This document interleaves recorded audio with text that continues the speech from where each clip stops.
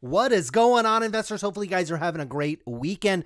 Welcome back to the channel. On today's weekend stock show, we're going to go over the SPY. We're going to go over the QQQ like we always do. We'll take a look at what's on tap for earnings next week, and then we'll take a look at inflation. This actually comes from a question here on the channel. Someone asked, what are the best assets? How can you protect yourself against inflation? How can you make money when inflation is going on? Because it appears that if you look at commodity prices and even the consumer price index, it appears inflation is here. So we'll talk about that as well. Got to talk about Cathie Wood. Her ARK Innovation Fund falls for the fourth straight week. We talked about it actually on the Trader Merlin show on Wednesday. If you haven't checked that show out, I'll put a link in the description below. We had a 45-minute conversation on this fund. Then we'll talk about SKILLZ. I get a lot of questions here on the channel about this company called SKILLZ. So guess what we're going to do? We're going to come in here and take a look at the financials on this one. They just reported earnings last week. So we'll do one of our normal videos where we just kind of take a look at the revenue and the profit on that one. And then we are going to take a look. We got to look at Dogecoin, baby. My boy Elon Musk is still tweeting about this thing almost on a weekly and almost like a daily basis. We'll talk about, we talked about how if it broke 50, about 49, 50 cents, well, it was probably coming down here to 38 cents, and it did exactly that. Okay. A lot of people question, what is Doge? They even asked him on Saturday Night Live, what is Doge? Well, I'll tell you what, the only thing you need to know about these cryptocurrencies is they don't really trade on fundamentals. They trade on technical supply and demand. And so looking at these charts is very, very useful. And then finally, we'll talk about Bitcoin as well, which the aforementioned Elon Musk kind of took a dump on it, but we are still in our trading range with this one. So we'll talk about what you can do with that. Now, to the broader markets, we're going to take a look at the SPY. Until further notice, guys, this trend is on tact. Okay, now you can draw this line in a number of different ways. Okay, there's every technical analysis guy will tell you can put lines on the screen all day to tell you whatever you want, but I think the most simple way to look at this thing is get a really nice broad view. Okay, we've stretched this thing all the way back out, including kind of the March lows. And look, this thing is still on an uptrend, and this trend is still your friend until really the end when it comes to the SPY. And so, yes, I know it pulled back this last week. We're at 422, and this thing pulled back into the 410s. But look, this trend is still intact. When you come over the QQQ, the trend's not as great. It's not as well defined as we're seeing with the SPY. But look, there still is a trend here. This trend is still going up. Are we at the bottom of our trend line? Sure. But really what you're looking for with these trend lines is a break below kind of a previous low. So on the SPY, we're looking at a break below 380 on this one, or getting close to it. Okay, maybe even the previous high, which was here, 390, 400. We're still 17 bucks away from it at the current price. Same with the QQQ. We have broken that. Okay, we had a high here and we've kind of broken through it. We've got some lows here. QQQ is setting up, which is the NASDAQ, the tech stocks, things like that, just in case you didn't know that. Well, this is setting up a little bit weaker. I tell you what, a break below 309, 305 on this one, and yeah, you are probably coming down big time on this one, okay? But we've already seen kind of a pullback and a bounce. We're sitting at 327 on this one. So this one would have to sell off quite a bit before I got overly concerned about what's going on here. And not necessarily overly concerned, where I'd be like looking to liquidate positions or add money to my accounts to buy more stocks. Okay.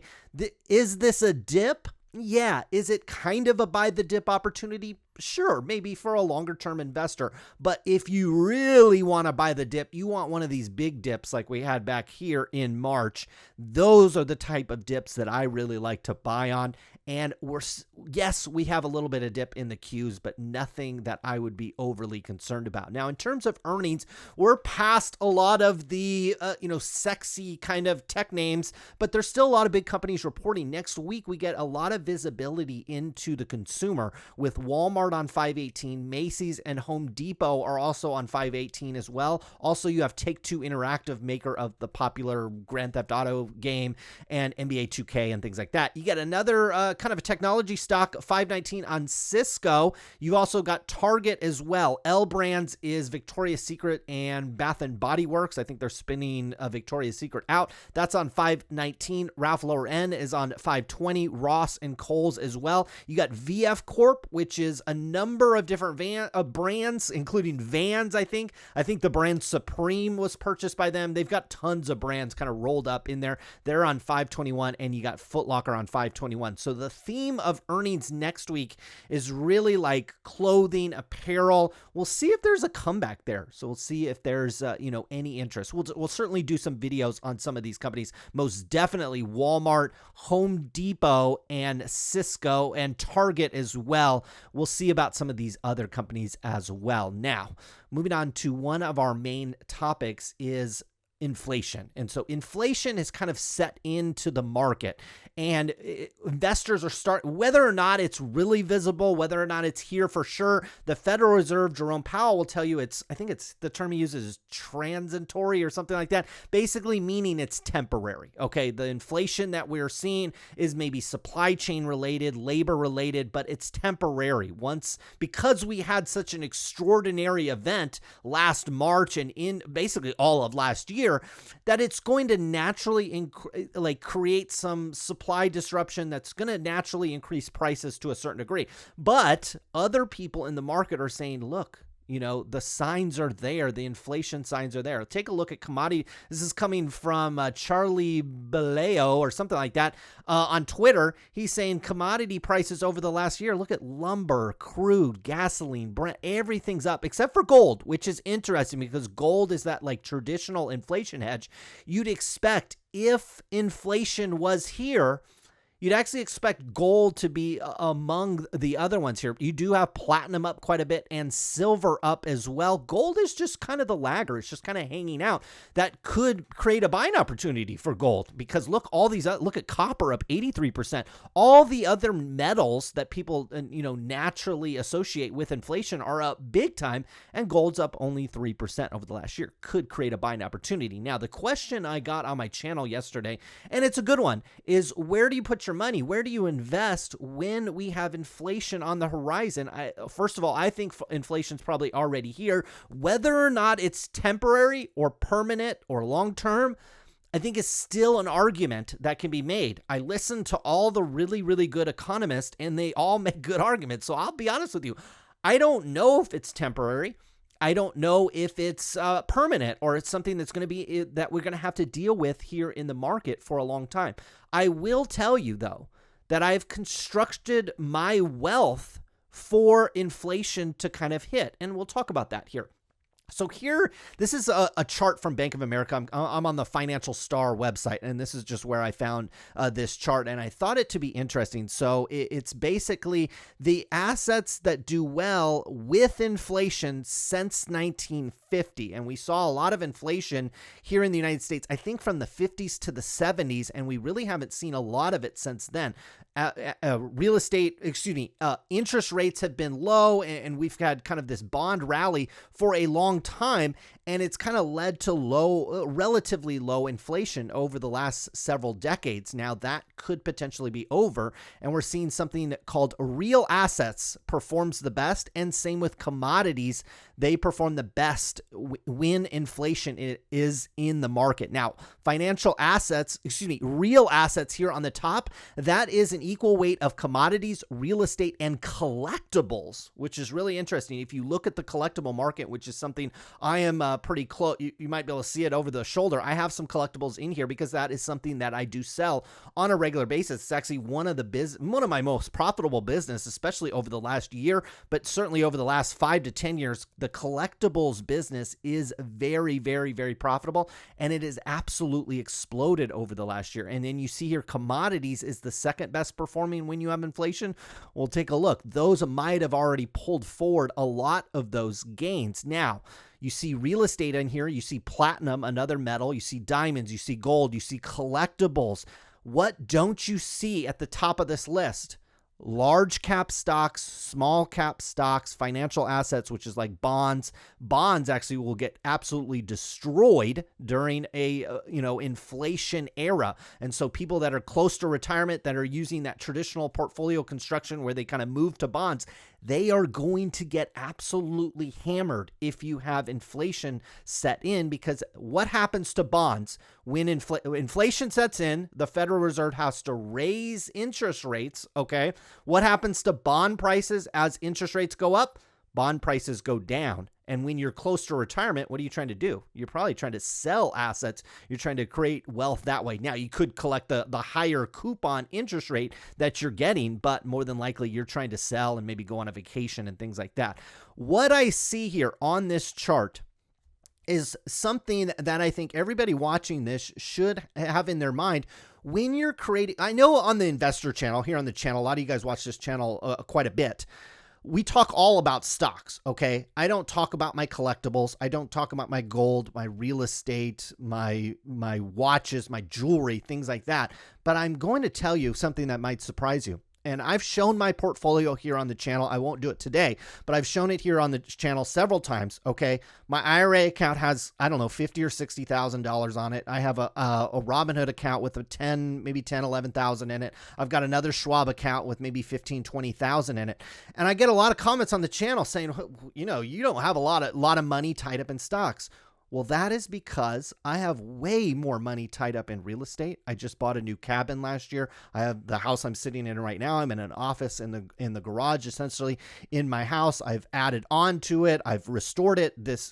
Most of my wealth over the last 10 years has gone into real estate. A lot of it has gone into collectibles as well, not necessarily collectibles like trading cards or things like that. While those can go up and down in values, collectibles such as Rolex watches, Audemars Piguet watches, jewelry, very fine jewelry, things of that nature, necklaces, bracelets, tennis bracelets, things of that nature. And look, that is because these things do well in both scenarios, okay? My real estate values have just soared, okay, over the last 5 to 10 years.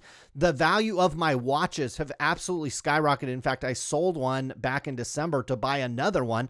I paid, I think, $11,000 or $12,000 for the watch, and I got $19,000 in trade-in value for it. So collectibles on top of that, everything doing well, okay? So while we talk a lot about stocks here on the show, and stocks are very, very important to me for my long-term wealth and things like that, but they are concentrated in primarily an IRA account, because when we start talking about stocks and we start talking about a president that wants to raise capital gains tax, I mean, if you think you want to do it today, let alone 30 years when I retire, we are going to have massive, massive amount of taxes on capital gains and things like that. And just from an investor, a well-rounded investor, you need all of these things. Now, if you're a new investor watching this, okay, I remember 10, 15 years ago, I didn't have a house. I didn't have any cool jewelry. I didn't have any really nice collectibles and those things. Those things take time to buy those things and develop and acquire the assets to be able to buy those things.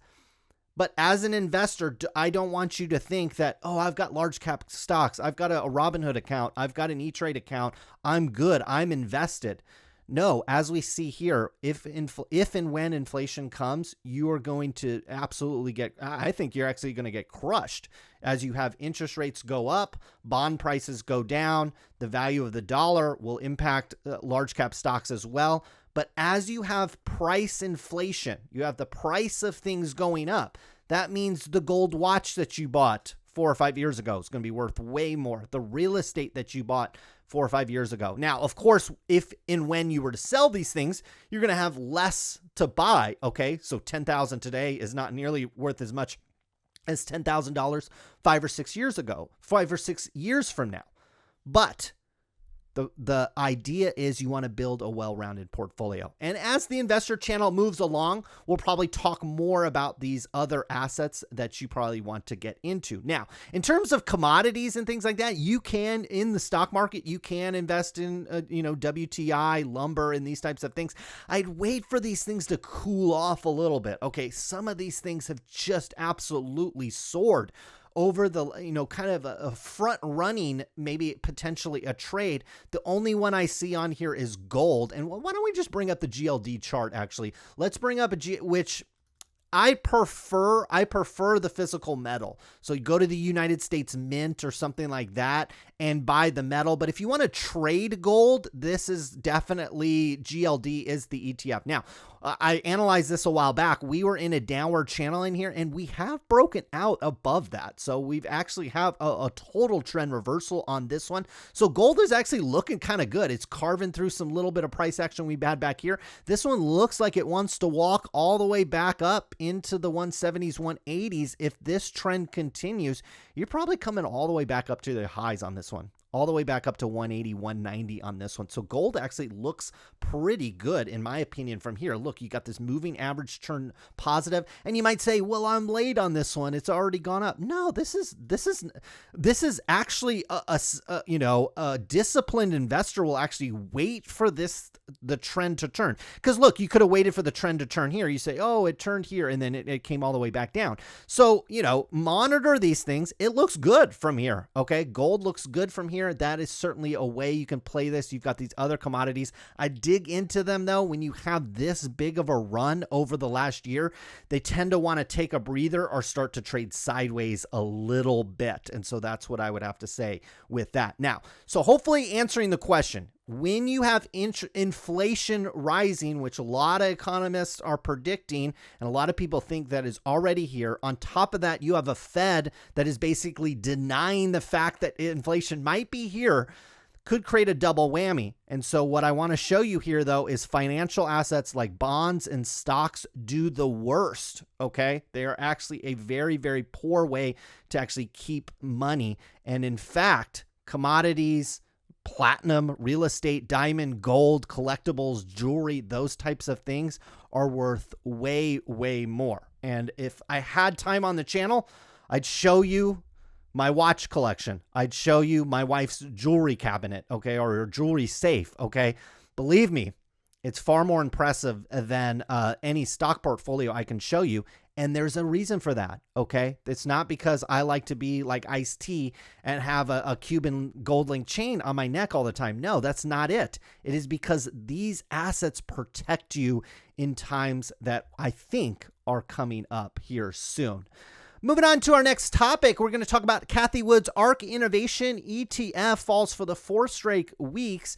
She's been buying and selling a lot of stocks. She's been selling stocks like Nvidia, Baidu, and Netflix, while she's buying a stock like Coinbase and Palantir. I mean, she's just continued to load up on Palantir. And when you take a look at Palantir over the last, basically year to date, this thing's down 14%. You look at it over the last year, this thing has slid back to levels that it really hasn't seen since early last year when it kind of was a newer company on the block.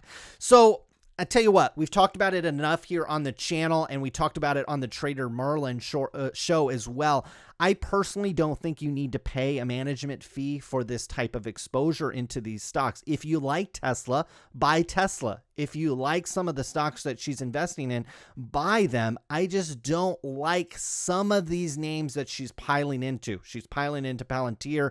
Coinbase, I like. I think it's still making a bottom. I think it's still forming a bottom on that one. So I don't necessarily want somebody else making those decisions for me. Now, in terms of the ARK Innovation ETF, these are her top holdings, a percent below the high. We're seeing just over, really for since the all-time highs that these have made. Tesla's down 30%, Teladoc 54%, Roku 38%, Square's down 23%, Shopify's 28%, Zillow's 47%, Spotify's 41%, Zoom's 51%, Twilio is 36%, and Coinbase is down 33%. So these are our top holdings. And you might say, well, look, now's a good time to kind of load up on some of these stocks. And maybe.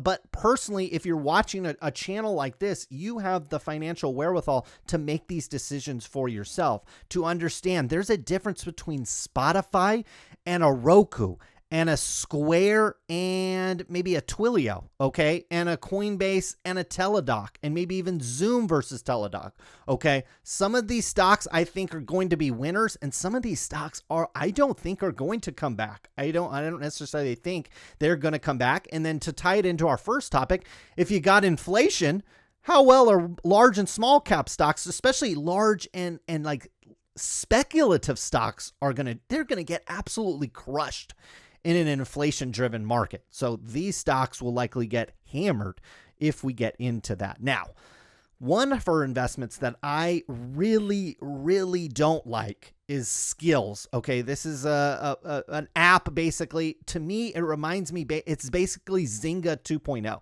So I've got this chart of Zynga out here. A lot of you might not remember when this thing went public.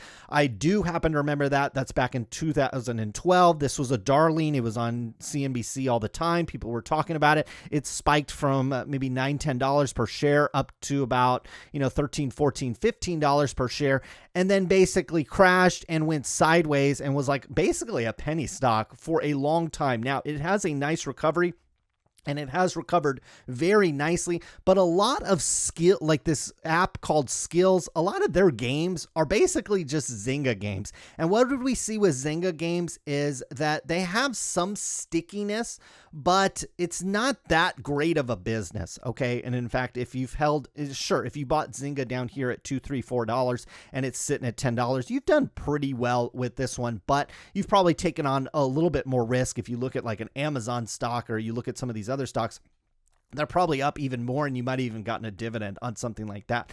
So SKILLZ stock, it has fallen off a cliff over the last year.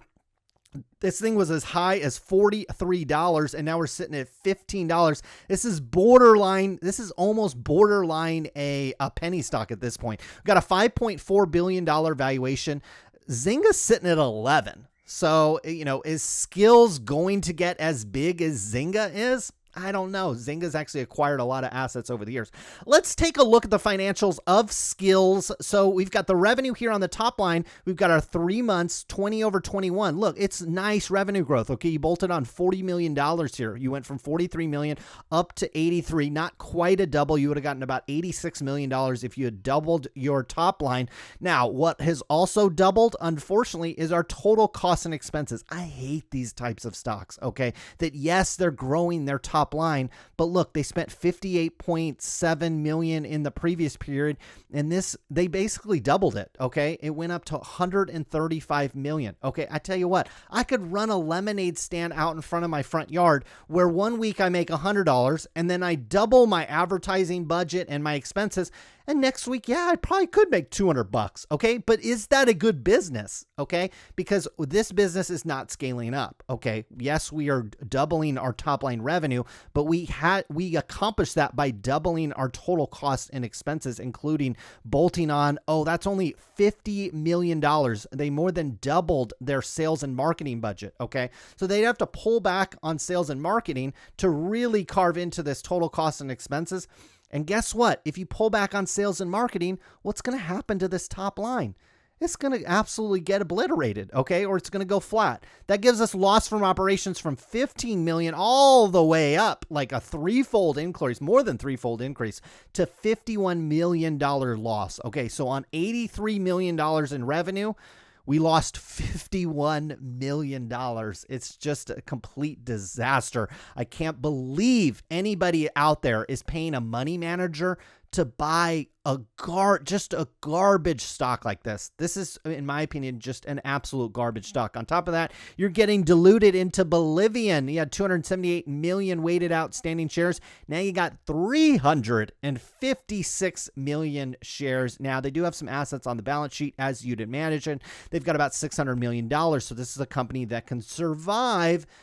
Again, this reminds me so much like Zynga in its early days. They can survive burning through cash. And if you got Cathie Wood out here buying this stock and kind of pumping it up, yeah, you can probably survive. You got almost no liabilities on an asset like this as well.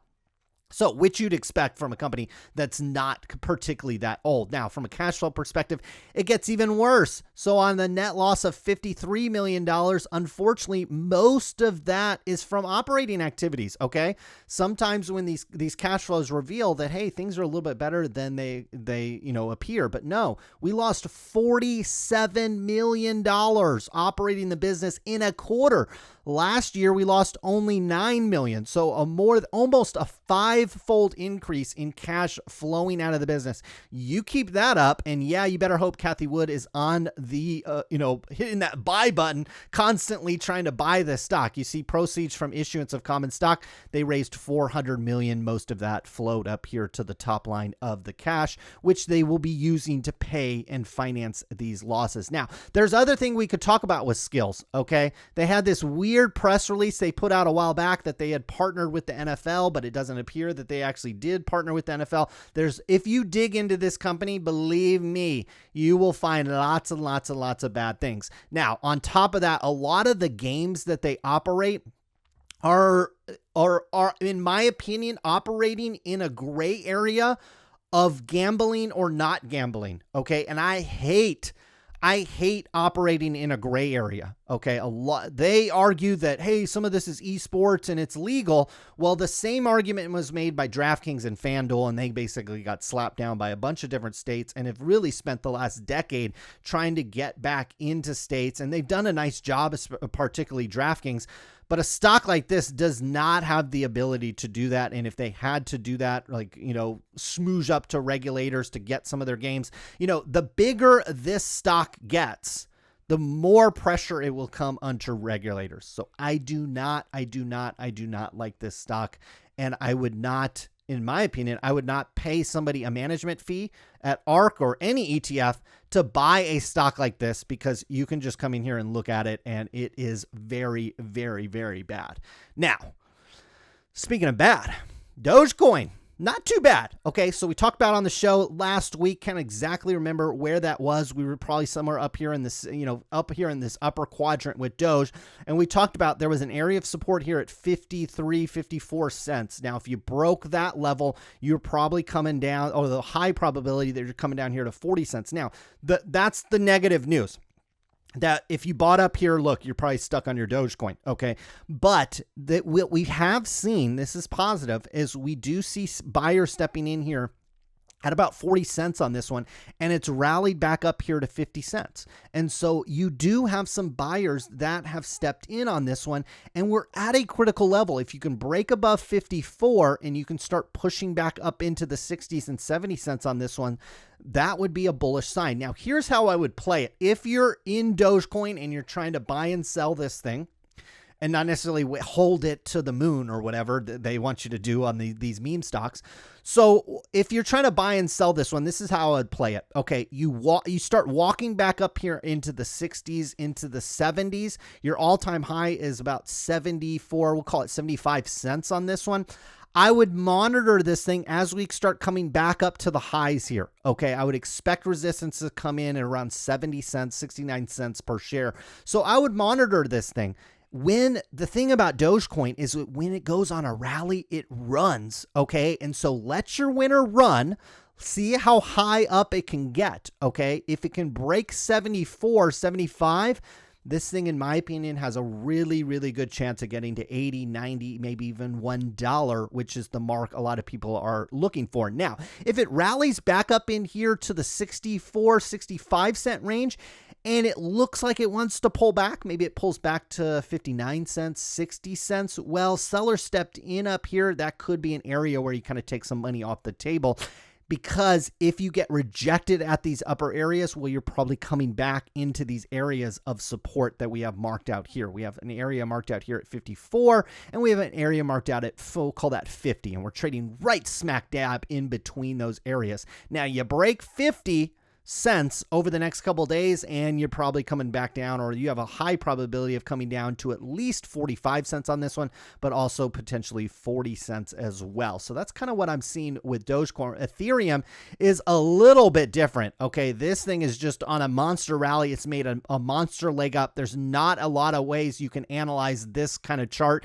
It is just bullish to the 10th degree, and this thing just looks like it wants to keep going higher. Now, here's the thing with Bitcoin is this thing is channeling right where I did not move these lines from last week. Okay, these lines actually get saved, which is kind of nice thing about TradingView and TradeStation as well. They get saved on there. We had a line marked out here at 48,264, and we had another line marked out here at 58,000. We're in a $10,000 trading range with Bitcoin, and until this thing breaks one way or another, I would actually expect that to continue.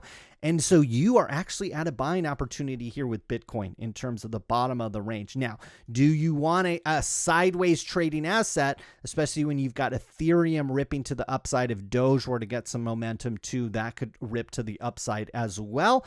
Well, I tell you what, I'll let you make that decision, but I like this sideways consolidation. I've also heard more talk, more deeper discussion within the crypto community that something like Bitcoin is not very useful, okay? And it is the brand name, so to speak, of the crypto community, but what has the most use and what is being used the most right now in real life situations is actually this Ethereum right here. And so this is one, any pullback in Ethereum, any sideways consolidation in this one, in my opinion, is probably a buying opportunity. Hopefully you guys enjoyed this video. We'll be on tap again later this week with more earnings. Hopefully you guys enjoyed this video. Have a great weekend. Good luck with your investments.